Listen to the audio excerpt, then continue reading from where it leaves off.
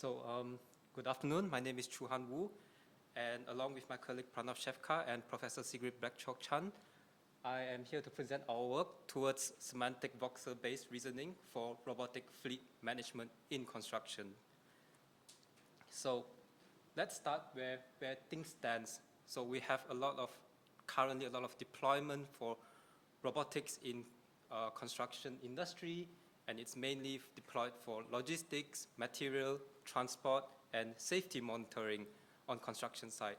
However, unlike structured factory floors, these construction sites evolve continuously, and they mix different resources, heterogeneous materials, and impose strong dependencies between space, process, and machine capability.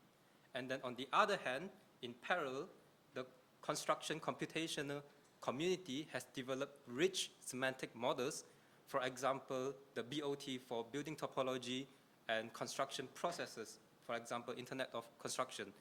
And if we step another step further, we explore a little bit into the manufacturing industry. They also have another ontology called CaSkMan, which is for capability and skill for machine description. And these are used for information management, coordination, and analysis, but they are rarely integrated directly into task planning and robotic fleet management pipelines. And this is where the disconnection happens. And with this discontinuity, there are a couple of problems. First is that the space for robotics now is always done in 2D for navigations. So they are usually for occupancy grids or binary maps, topological maps, and this is extremely decoupled from the reality of a 3D volume of a site. And also the semantic stays siloed, which means that the rich ontologies describe topology, process, and machine skills are not directly fed into the planning. And the planning that for the state of the art now, or the common practice, is that it is capability blind. So the task allocation is always manual, and it doesn't always explicitly reason about the site conditions or even the machine capabilities. And it's always homogeneous robots, so it's always the same amount of robots when they are doing robotic fleet planning. And we are trying to do it for heterogeneous, which means it's different robots. And this gap between the construction knowledge model and the operational robotic system is the motivation for a unified representation. So my contribution here is that we would like to introduce an ontology called construction voxel ontology that discretizes a volume of a space, in this case a construction site, into the first-class semantic entity linking space, process, capability, and time into one queryable layer. So in the pipeline, you can see that we have the existing ontologies, and then we also have the semantic voxelization, and then we can query with the constraint of the space and capability, and also the process, and we export from there a cost map with a schedule, and then we feed this directly into ROS2 in our use case. And then this is how the model would look like, the knowledge graph would look like. It starts from the process, and then the process has a space, and this process also has a capability, and then the process space also has a zone which is connected to the bot. And then here is our main flash, let's say, of the ontologies. It has 3 main classes, which I will elaborate further later. And the idea is that you would have one knowledge graph with 4 ontologies, and the voxel ontology sits as an intermediate semantic layer, translating volumetric regions into output directly for robotic middleware that it can consume for navigation. So what are these 3 classes that I mentioned? So first is the voxel, which is just a bounded 3D region in space. It is always uniquely identified and persistent across time, and you can always reference it, and you can also put schedule and planning to this voxel. And we have the voxel grid, which is a discretization of the context, which we can use for example, I have information about the resolution and meters that you can use for application in BIM and GIS or any digital twin. And for the occupancy state, if it's unoccupied, we can say that it's free. If it's occupied, we can say occupied by what, by whom, and when. and of course unknown, so that it reflects an incomplete or uncertain real-world information. So these classes at the voxel level, it represents not just where a space is, but also how it may be used, by whom, and when. So this is a pipeline, how it looks like. So it's actually a closed execution loop. So you have the knowledge graph with all of the information. You have a SPARQL query. And then from there, you have all of the constraints for the space, time, and capability and process.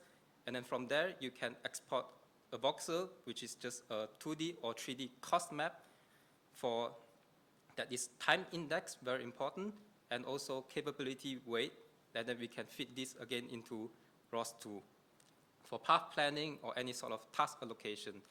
And then during or after the task execution, we have this feedback of the occupancy of what the robot is seeing, the deviation during the execution, and this is written back into the graph. So for example, a transport task is only initiated when the capability of the machine, occupancy, and attribute constraints all holds. And I would like to emphasize here that we are not reusing any sort of navigation stack. The ROS2 or any sort of navigation are reused, are modified. This ontology or this pipeline simply supplies a better input or a more informed input for the robots. So as a use case in the paper, we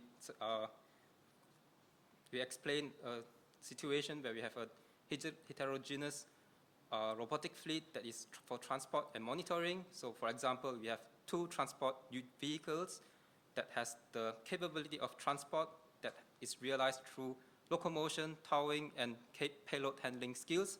And then we have another one that for monitoring that has a safety monitoring capability that has the skill of locomotion and perception skills, which they can detect human presence in restricted zones. So it starts with having by a 3D site model. It can be any semantic model, for example, IFC, or any segmented labeled point clouds. And then from there, you have the occupancy, and then you calculate a voxelization of the construction site. And then from there, you upload into the graph, and then you can query what is the unoccupied ground floor. And then on the very right-hand side, you can see a binary map of the construction site. So these are the machines that we are using for the use case. And then for the voxel itself, it not only contains information of physical attributes, but also non-physical attributes. So in this case, for robotic teleoperation, we always have some information about, or not information, it had some requirement for the radio signal for teleoperation or remote observation. So in this test case, we have a mobile testing platform on our 5G network. And then for this, any testing, for any result that is above -75, it gives a reliable link. And anything below this value, the voxel is, or this space is assigned a high traversal cost. So on the very bottom left, we can see that there's a, rather than a binary map, we now have a gray map, so to say. And this transport UGV or the planner would then route around all this weak signal so that it always has a continuous strong signal around during the execution phase. So this is how the AVOX would look like. So you have the process, and then you have on the in the middle, and then you have the loading space, and then you have the voxels attribute on the top of what's the attribute value, what's the name, what's the unit, and then on the bottom you have the process has the capability requirement of a transport, and this is realized by towing any sort of skills, and these skills can be then linked to, for example, in my use case, ROS2 for any action, service, or topics. And of course, you have the schedule on the bottom right. And the result is that we not only have a layered cost map, but it's a time index cost map. And then this is, for example, a snapshot at 4 discrete time instance. And then we have map 1, conventional binary occupancy. And then map 2, we have the observation zone for the machines. And then for map 3 and 4, we have 2 different time stamps or snapshots for 2 different initial goal and 2 different initial position. So you can see that it's trying to avoid any dark spots around the map. So this is, for conclusion, our voxel is first-class semantic entities that includes space, process, capability, and time. And we have a pipeline that goes through the entire execution from planning. And then, for future work, we would like to integrate HTN, which is hierarchical task network, and also classical PDDL in a formalized way for ontologies. And then we would like to extend this from 2D to a 3D planning across different stories, cranes, or any aerial robotics such as drones. And if we have the time, or if it's possible, we would like to also explore into graph neural networks to predict occupancy in the space. And also we would like to generalize this into a unified AI-driven fleet management framework. Thank you.